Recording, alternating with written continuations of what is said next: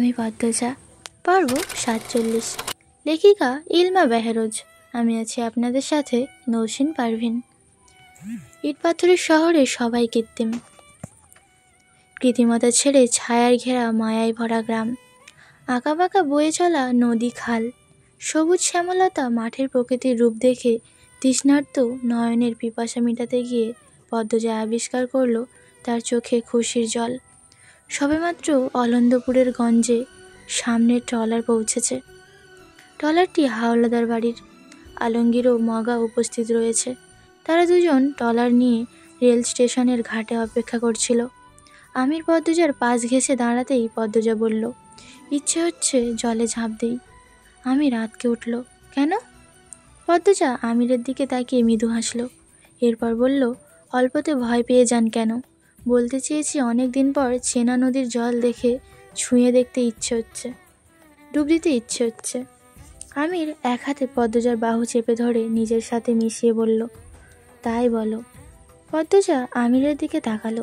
আমিরের গাল ভর্তি দাড়ি, ঘন হয়েছে খুব, চোখের দৃষ্টি গাঢ় তীক্ষ্ণ। 35 বছরের পুরুষ, অথচ একটা সন্তান নেই। বাবা ডাক শুনতে পারে না। মানুষটার জন্য দুঃখ হয়। পদ্মজা গোপনে দীর্ঘশ্বাস ছাড়ল। ট্রলার মোড়লবাড়ির ঘাটে ভিড়ে। প্রথমে পদ্মজার চোখে পড়ে রাজহাঁসের ছুটে চলা। ঝাঁকঝাঁক রাজহাঁস দৌড়ে বাড়ির ভেতর ঢুকছে। হাঁসের প্যাক প্যাক শব্দে চারিদিক মুখরিত। ট্রলারের শব্দ শুনে পূর্ণা প্রেমা প্রান্ত ছুটে আসে ঘাটে। আগে আগে আসে পূর্ণা। পদ্মজা প্রথম সিঁড়িতে পা রাখতেই পূর্ণা জান ছেড়ে ডেকে উঠল, আপা। পূর্ণা এভাবে ছুটে আসতে দেখে পদ্মজা ভয় পেয়ে যায়। সাবধান করে, আসতে পূর্ণা। বলতে বলতে সিঁড়িতে পূর্ণার পা পিছলে গেল।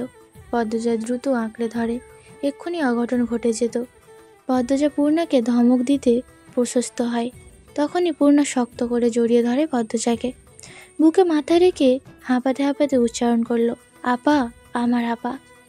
পদ্মজার বুক বিশুদ্ধ ভালোবাসায়, ভালো লাগায় ছেয়ে গেল।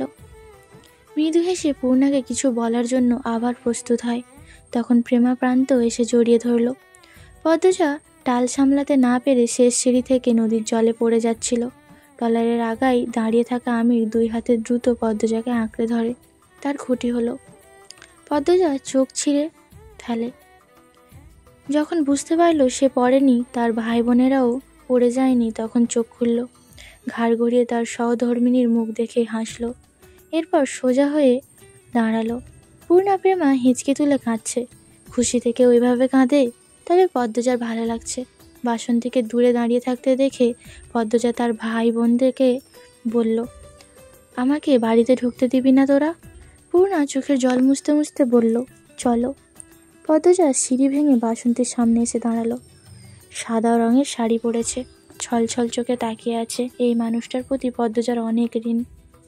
হেমলতা মারা যাওয়ার 6 মাসের মাথায় মোর্শেদ পৃথিবী ছাড়েন। শোকে খাওয়া দাওয়া ছেড়ে দিয়েছিলেন। ফেলে যান কিশোরীর 2 মেয়ে, বউ এবং 1 ছেলেকে। অর্থনৈতিক সমস্যা দেখা দেয়, সংসার চলে না। আমির সাহায্য করতে চেয়েছিল। পদ্মজার আত্মসম্মানে লাগে। সে কিছুতেই স্বামীর টাকায় বাবার বাড়ির সংসার চালাবে না। নিজেরও কাজ করার উপায় ছিল না। এমত অবস্থায় বাসন্তী চাইলে ফেলে চলে যেতে পারতেন। তিনি যাননি। এক পড়ন্ত বিকালে পদ্মজাকে বললেন, নকশি কাঁথা সেলাই করতে পারি আমি। শখে সেলাই করতাম। 2-3 জন পয়সা দিয়ে কিনতে চাইতো। টাকার দরকার ছিল না, তাই বিক্রি করিনি। তুমি বললে আমি নকশি কাঁথা গঞ্জে বেচার চেষ্টা করতাম। পদ্মজা সেদিন অবাক হয়ে তাকিয়েছিল। বাসন্তী ছুটে ঘরে যায়, একটা নকশি কাঁথা নিয়ে আসেন। পদ্মজাকে দেখান। অসম্ভব সুন্দর হাতের কাজ। আমি নকশি কাঁথা দেখে মুগ্ধ হয়। সঙ্গে সঙ্গে বলল, বড় ভাইয়া যখনই ঢাকা যাবে নকশি কাঁথা দিয়ে দিবেন। শহরে নকশি কাঁথার চাহিদা রয়েছে অনেক। আপনাদের সমস্যা কিছুটা হলেও ঘুচে যাবে। এক কাজ করলেই তো পারেন, আরও 2-3 জনকে নিয়ে নকশি কাঁথা বানানো শুরু করেন। তাহলে অনেকগুলো হবে। তাদের পারিশ্রমিক দিয়ে দেবেন। ঢাকা বিক্রি পর দ্বিগুণ টাকা আসবে। এ প্রস্তাবে পদ্মজা অমত করল না। সেদিন থেকে বাসন্তী 2 হাতে দিনরাত পরিশ্রম করছেন। পূর্ণাকে ম্যাট্রিক অবধি পড়ালেন। প্রেমাপ্রান্তকে এখনও পড়াচ্ছেন। পূর্ণার যে কোনো আবদারে পূরণ করে চলেছেন। বাসন্তীর পা ছুঁয়ে পদ্মজা সালাম করল। এরপর বলল, কেমন আছেন আপনি? ভালো আছি মা। তুমি, জামাই বাবার সবাই ভালো আছে তো? আলহামদুলিল্লাহ ভালো আছি। আগের চেয়ে শুকিয়েছেন, ত্বক ময়লা হয়েছে, নিজের যত্ন নেওয়া ভুলে গিয়েছেন। বাসন্তী চোখ নামিয়ে হাসেন, এক হাতে নিজের মুখোশি ছুঁয়ে বলল, এই বয়স কি আর আছে? বিধবা মানুষ। পূর্ণা খুব জ্বালাই, তাই না? বাধ্য করে রঙিন শাড়ি পরতে, সাজতে। বাসন্তী চমকে তাকালেন। পদ্মজা হাসছে। পূর্ণার মাথায় ব্যাগ নিয়ে পদ্মজার পাশে এসে দাঁড়ালো। আহ্লাদি হয়ে অভিযোগ করলো, আপা, তুমি নাকি মুচির সাথে আমার বিয়ে দিতে এসেছো? পদ্মজা হাসি প্রশস্ত হয়। আমিরের দিকে তাকিয়ে এরপর পূর্ণার দিকে তাকালো। বলল, কে বলেছে? তোর ভাইয়া? পূর্ণা আমিরকে ভেঙচি কেটে পদ্মজাকে বলল, আর কে বলবে? আপা, আমি মুচি বিয়ে করব না। আমার ফর্সা চকচকে জামাই চাই। মগা পূর্ণাকে রাগানোর জন্য বলল, ম্যাট্রিক ফেল করা ছেড়ে ধলা জামাই হাঙ্গা করব না। পূর্ণা কিরমির করে তাকালো। পদ্মজা পূর্ণার গাল টেনে দিয়ে বলল, আচ্ছা, এসব নিয়ে পরে আলোচনা হবে। অন্ধকার হয়ে যাচ্ছে চারপাশ, বাড়িতে চল। তারপর দুই হাতে দুই বোন ভাই জড়িয়ে ধরে বাড়ির উঠানে পা রাখে সে। সতেজ হয়ে জামা কাপড় পাল্টে নেয় আমির ও পদ্মজা। এরপর রাজহাঁস ভুনা আর গরম গরম ভাতের ভোজন হয়। আলমগীর মগাও ছিল। আলমগীর বাড়ি ফেরার আগে আমির পদ্মজাকে বলে যায়, আগের স্মৃতি আর কতদিন বুকে রাখবি তোরা? দাদু মরার পথে চাচি আম্মা আত্মগ্লানি আর তোদের না দেখার শোকে শুকিয়ে কঙ্কাল হয়ে গিয়েছে। এবার অন্তত বাড়িতে আসিস, অনুরোধ রইল আমার। পদ্মজা, তুমি আমিরকে বুঝিও। পদ্মজা অস্বস্ত করে বলল, এবার বাড়ির সবাইকে গিয়ে দেখে আসবো, আপনি নিশ্চিতে যান। অপেক্ষায় থাকবো। আসবো ভাইয়া, বলল পদ্মজা। আলমগীর মগা চলে গেল। আমির পদ্মজাকে বলল, আমি যাব না। এবার যাওয়া উচিত, অনেক তো হলো, 4 বছর কেটেছে। ভয়ঙ্কর রাতটা আজীবন বুকে তাজা হয়ে থাকবে। তাই বলে সম্পর্ক ছিন্ন করতে পারি না। ইসলামের সম্পর্ক ছিন্ন করা হারাম। ওই বাড়িতে গেলে আমার দম বন্ধ কষ্ট হয় পদ্মজা। সে তো আমারও হয়, কিন্তু আম্মার কথা খুব মনে পড়ে। আমার তো কোনো দোষ ছিল না, তবুও শাস্তি পাচ্ছে। যে আসল দোষী তার দেখা আজও পেলাম না, অথচ যিনি দোষী না তিনি সবার চোখে দোষী। আম্মা সেদিন কেন ঘুমিয়ে পড়েছিলেন? এটাই আম্মার দোষ। জোর করে ঘুম আটকে রাখা যায়। আমরা আগামীকাল যাচ্ছি, এটাই শেষ কথা। পদ্মজা ... আমিরের বাকি কথা পদ্মজা শুনল না। সে হেমলতার ঘরের দিকে এগোলো। হেমলতার ঘরের দরজা খুলতেই অদ্ভুত একটা অনুভূতি হয়। শিহরিত হয়ে কেঁপে ওঠেছে। 6 বছর আগের মতোই সব। নেই শুধু মা। পদ্মজা ধীর পায়ে ঘরে ঢোকে। আলমারি খুলে হেমলতার শাড়ি বের করে ঘ্রাণ শোকে, বুকের সাথে জড়িয়ে রাখে। গাল বেয়ে অশ্রু গড়িয়ে পড়ে মাটিতে। হাউমাউ করে কান্নাকাটি আসে না অনেক দিন। কষ্টগুলো চেপে থাকে বুকের ভেতর। পূর্ণা দরজার ওপাশে দাঁড়িয়ে আছে। সে তার আপাকে দেখছে। পদ্মজা বারবার নাক টানছে। অসহ্য চুমুতে ভরিয়ে দিচ্ছে মায়ের শাড়ি, যেন সে শাড়ি না, তার মাকেই চুমু দিচ্ছে। পূর্ণার মন ব্যথায় ভরে ওঠে। তার কি মায়ের জন্য কষ্ট হচ্ছে, নাকি আপার কান্না দেখে কষ্ট হচ্ছে? জানে না পূর্ণা, শুধু উপলব্ধি করছে তার কান্না পাচ্ছে। কান্নার শব্দ শুনে পদ্মজা ঘাড় ঘুরিয়ে তাকালো। পূর্ণাকে কাঁদতে দেখে দ্রুত চোখের জল মুছে হাতের শাড়ি আলমারিতে রাখলো। এরপর পূর্ণাকে ডাকলো, আয় এদিকে। পূর্ণা ফোপাতে ফোপাতে এগিয়ে আসে। পদ্মজা বিছানায় বসলো। পূর্ণা পদ্মজার কোলে মাথা রেখে কাঁচুমাচু হয়ে শুয়ে পড়ল। পদ্মজা বলল, বয়স 21-এর ঘরে, মনটা তো সেই 14-15 বছরেই পড়ে আছে। পূর্ণা পদ্মজার এক হাত মুঠোয় নিয়ে বলল, আমার খুব কান্না পাচ্ছে। কাঁদিস না। ঠেলে ঠেলে বেরিয়ে আসছে তো, থামানোর চেষ্টা কর। থামছে না। তুই তো আরও কাঁদছিস, বেড়ে যাচ্ছে তো। পদ্মজা ঠাস করে পূর্ণার গালে থাপ্পড় বসালো। সঙ্গে সঙ্গে পূর্ণার কান্না থেমে যায়। চোখ বড় বড় করে তাকায়। পদ্মজা আওয়াজ তুলে হেসে ওঠে। পূর্ণা দুটো উঠে বসে। হাত ঝাড়তে ঝাড়তে হেসে বলল, থেমে গিয়েছে। পদ্মজার হাসি বেড়ে গেল। মুখে হাত চেপে হাসি আটকানোর চেষ্টা করে। হাসির ঠেলায় চোখে জল চলে আসে। পূর্ণা কান্না নিয়ন্ত্রণ করতে পারে না। থামাতে বলল, আরও বেড়ে যায়। ব্যাপারটা যে কেউ উপভোগ করে। প্রেমা ঘরে ঢুকে অভিমানী কণ্ঠে বলল, আমাকে ছাড়া কি নিয়ে কথা বলে হাসা হচ্ছে? পদ্মজা হাসতে হাসতে বলল, পূর্ণা কাঁদছিল, থামাতে পারছিলাম না। প্রেমা হেসে বিছানায় উঠে বসে। 2 পা ভাঁজ করে বসে বলল, বড় আপা, ছোট আপা নামাজ পড়ে না। পদ্মজা হাসি থামিয়ে পূর্ণার দিকে তীক্ষ্ণ চোখে তাকিয়ে বলল, কি রে, তুই নামাজ পড়িস না কেন? চিঠিতে তো বলিস অন্য কথা।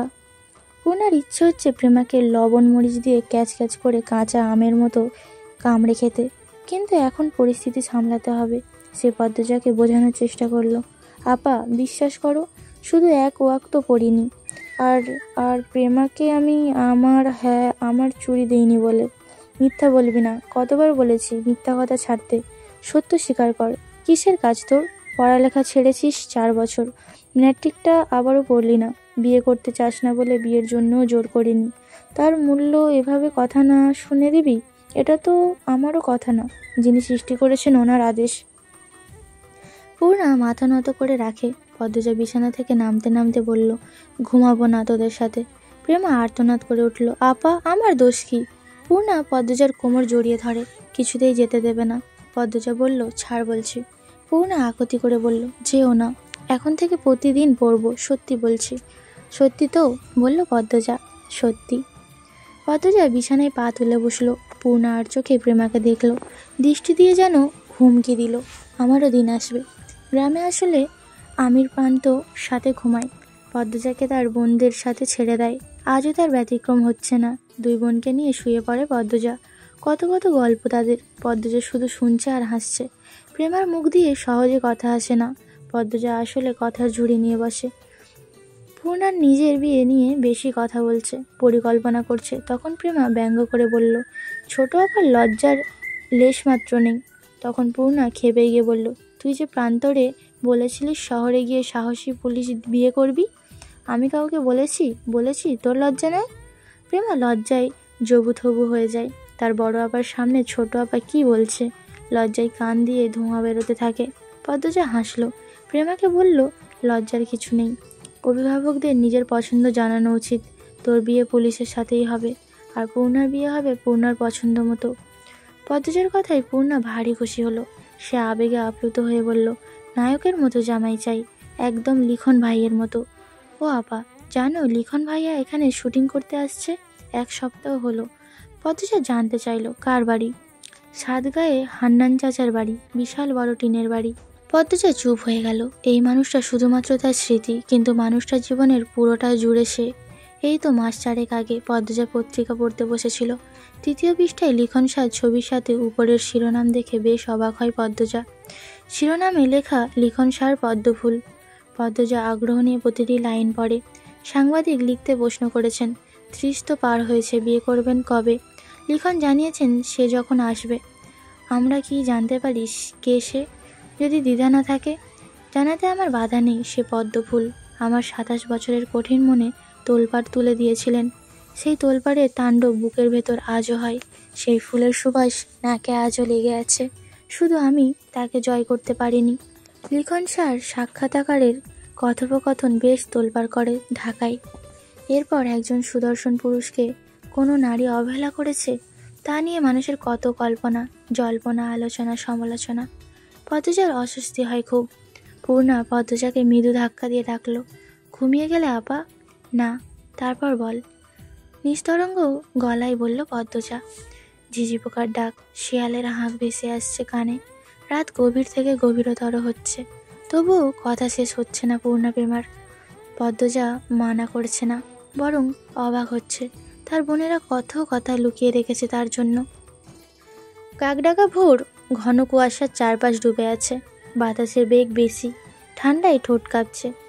পদ্মজার পরনে দামি গরম সোয়েটার, আবার শালও পড়েছে। বাসন্তী সুতি সাদা শাড়ি পরে রান্না করছেন, মাঝে মাঝে কাঁপছেন। পদ্মজা দ্রুত পায়ে রান্নাঘরে ঢুকলো। বাসন্তী পদ্মজাকে দেখে হেসে বললেন, কিছু লাগবে? পদ্মজা খেয়াল করে দেখলো বাসন্তীর মুখটা ফ্যাকাশে, ঠান্ডায় এমন হয়েছে। সে শক্ত করে প্রশ্ন করলো, আপনার শীতের কাপড় নেই? বাসন্তী হেসে বলল, আছে তো। তাহলে এভাবে শীতে কাঁপছেন কেন? নামাজ পড়ে ঘুমিয়ে পড়তেন। বয়স হয়েছে তো, যান ঘরে যান, ভাত বসিয়েছি, আমি দেখব। সারা রাত তো সজাগ ছিলে আম্মা, তুমি ঘুমাও, আমি রাতে ঘুমিয়েছি। তাহলে সোয়েটার পরে আসেন। বাসন্তী মাথা নত করে বসে রইলেন। পদ্মজা বেশ অনেকক্ষণ তাকিয়ে থাকে। এরপর নিজের গায়ের শাল বাসন্তীর গায়ে দিয়ে বলল, নিজের জন্য কিছু কেনা উচিত। পূর্ণা বয়সে বেড়েছে, বুদ্ধিতে না। ও পারে না কিছু সামলাতে, শুধু আবদার করতে পারে। যতদিন বেঁচে আছেন নিজের যত্ন নিন, আমি ঘরে যাচ্ছি। পদ্মজা রান্নাঘর ছেড়ে বারান্দায় গ্রিলে ধরে বাইরে তাকালো। কুয়াশার জন্য বাড়ির গেটও দেখা যাচ্ছে না। সে ঘুরে দাঁড়ালো ঘরে ঢোকার জন্য। তখন মনে হলো উঠানে কে যেন দাঁড়িয়ে আছে। পদ্মজা আবার ঘুরে তাকালো, দেখতে পেল তার শাশুড়ি ফরিনাকে তীর্থের কাকের মতো তাকিয়ে আছে। শুকিয়েছে খুব বেশি, গায়ে লাল সাদা রঙের মিশ্রণে শাড়ি। ফরিনার চারপাশে উড়ো কুয়াশা, কুয়াশার দেয়াল ভেদ করে যেন তিনিই শুধু আসতে পেরেছেন। পদ্মজা হন্তদন্ত হয়ে বের হলো। কাছে এসে দাঁড়াতেই বুকটা হু করে উঠল। ফরিনা পদ্মজাকে দেখে কেঁদে দিলেন। পদ্মজা ফরিনার খুব কাছে এসে দাঁড়ালো, পা ছুঁয়ে সালাম করলো। এরপর ফরিনার ঠান্ডা 2 হাত ধরে বলল, এত সকালে কেন আসতে গেলেন? আমরা তো যেতামই। এত রাগ তোমার? না আম্মা, আপনার প্রতি কোনো রাগ নেই আমার। 8 মাস আপনি আমার যে যত্ন নিয়েছেন, মায়ের অভাব বোধ করিনি। মনে হয়েছিল আমার মা ছিল আমার পাশে। তাহলে কেড়ে যাও না আমার কাছে। আমার ছাড়াই কেন মুখ ফিরিয়ে নিয়েছে আমার থাইকা? উনি পাগল। আম্মা, আপনি কেমন আছেন? দেখে বোঝা যাচ্ছে ভালো নেই। আম্মা, বিশ্বাস করুন, আপনার প্রতি আমাদের রাগ নেই। ওই বাড়িটা দেখলে খুব কষ্ট হয় আম্মা, খুব যন্ত্রণা হয়। এজন্যই যায় না। আপনাকে অনেকবার চিঠি লিখেছি যেন ঢাকা গিয়ে কয়দিন থেকে আসেন, গেলেন না কেন? ফরিনা অবাক হয়ে বললেন, আমার কাছে তো কোনো চিঠি আসে নাই। সে কি, আমি তো এই 4 বছরে 6টা চিঠি লিখেছি আপনার নামে, পাঠিয়েছিও। আমি তো পাই নাই। ফরিনা চিন্তিত হয়ে পড়লেন। পদ্মজা বলল, আচ্ছা, এ ব্যাপারে কথা বলবো ওনার সাথে। আমি যখন আম্মার কবর জিয়ারত করতে আসি তখনও তো এসে আমাকে আর ওনাকে দেখে যেতে পারতেন আম্মা। তোমরা বাড়িও যাও না বইলা আমি ভাবছি আমারে ঘেন্না করো তোমরা, তাই সামনে আইতে পারি নাই। আমার জন্য আমার নাতনিডা। ফরিনা হু হু করে কেঁদে উঠলেন। পদ্মজার চোখ ছলছল করে উঠল। সে ফরিনাকে বলল, আপনার জন্য কিছু হয়নি আম্মা, আপনি এভাবে ভাববেন না, কান্না থামান। যতই বলো মা, কান্না থামাবে না। 4 বছর ধরে এভাবে কাঁদছে। মজিদের কণ্ঠস্বর শুনে পদ্মজা দ্রুত ঘোমটা টেনে নিল। মজিদকে সালাম করে বলল, ভালো আছেন আব্বা? এই তো আছি কোনো মতে। আম্মা, আপনি কান্না থামান, আমার খারাপ লাগছে। ফরিনা আঁচল দিয়ে চোখের জল মুছলেন। এরপর বললেন, আমার বাবু কই?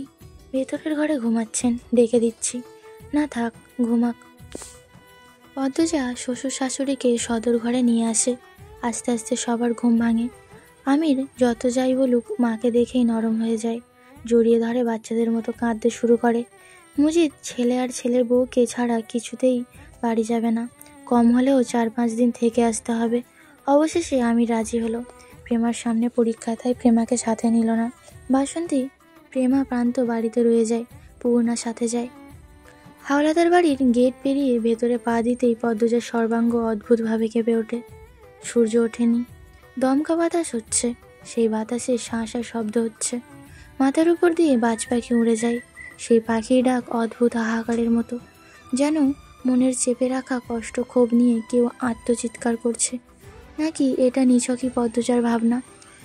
চারিদিকে চোখ বুলাতে বুলাতে আলোক ঘর পেরিয়ে অন্দরমহলের সামনে এসে দাঁড়ালো সে। 4 বছর পূর্বেই তো এখানে এই জায়গাটাই তার আদরের 3 মাসের কন্যা পরিজান রক্তাক্ত লাশ পড়েছিল। পদ্মজার বুক কেমন করে উঠল, বুকে হাত রেখে দাঁড়িয়ে পড়ে। আমির উদ্বিগ্ন হয়ে প্রশ্ন করল, খারাপ লাগছে? পদ্মজা স্বাভাবিক হয়ে বলল, না। থামল, নিঃশ্বাস নিল। এরপর বলল, পূর্ণাকে দেখুন কেমন পাগল। আমির সামনে তাকালো। পূর্ণার মাথার উপর ব্যাগ নিয়ে সবার আগেই বড়ই খেয়ে খেয়ে কোমর দুলিয়ে হেঁটে যাচ্ছে। অন্দরমহলের সামনে এবং আলো ঘরের পিছনের মধ্যখানে টিউবওয়েলের বসানো হয়েছে। হেমন্তকালের ধান কাটা হচ্ছে, তখন কামলারা আলোক ঘরে থেকেছে, তাদের জন্য এই টিউবওয়েল বসানো হয়েছিল। টিউবওয়েল চারপাশে গোল করে সিমেন্ট দিয়ে মেঝেও করা হয়েছে। সব মিলিয়ে একটা কলপার তৈরি হয়েছে। পূর্ণা নারিকেল গাছের সামনে এসে থমকে দাঁড়ালো। কলপারে এক সুদর্শন যুবক পিঁড়িতে বসে গোসল করছে। পরনে লুঙ্গি, রানী গামছা নিয়ে দাঁড়িয়ে আছে, কি যেন বলছে। পূর্ণার ব্যাগ রেখে হাঁ করে সেই যুবকের পরখ করে। সুঠম সুগঠিত শরীর, মায়াবী ফর্সা সাজসজ্জল ত্বক, প্রশান্ত বুকে ঘন বসম, চওড়া পিঠ, শক্তপোক্ত দেখতে 2 হাত। ডান হাতে ছোট কলস নিয়ে মাথায় পানি ঢালছে। সেই জল চুল থেকে কপাল, কপাল থেকে ঠোঁট, ঠোঁট থেকে বুক বেয়ে গড়িয়ে পড়ছে। হঠাৎ চুল ঝাঁকিয়ে দিয়ে উঠল, জলের ছিটা ছড়িয়ে পড়ে চারিদিকে। রানী যুবকটিকে বকতে বকতে দূরে সরে দাঁড়ায়। যুবকটি আবারও মাথায় পানি ঢেলে চুল ঝাঁকায়। উদ্দেশ্য রানীকে ভিজিয়ে দেওয়া। পূর্ণা মুগ্ধ হয়ে গেল। সে দ্রুত ব্যাগ মাটিতে রেখে দিল, ওড়না ঠিক করে চুল ছেড়ে দিল। এরপর কলপাড়ের দিকে হেঁটে গেল। ঠোঁটে তার হাসি, চোখের দৃষ্টি দেখে যে কারোর মনে হবে পূর্ণা অপরিচিত এই যুবকটিকে চোখ দিয়ে পিষে ফেলছে। কলপাড়ের পাশে ভেজা কাদা ছিল। পূর্ণা পা রাখতে পিছলে পড়ে যায়। ধপার শব্দ শুনে যুবকটি লাফিয়ে উঠে ভরা কণ্ঠে চিৎকার করে উঠল, বোয়াল মাছ, বোয়াল মাছ। এই পর্যন্তই ছিল আমি পদ্মজা পর্ব 47। পরবর্তী পর্বগুলো শোনার জন্য চ্যানেলেই চোখ রাখবেন। সবাই ভালো থাকবেন, সুস্থ থাকবেন।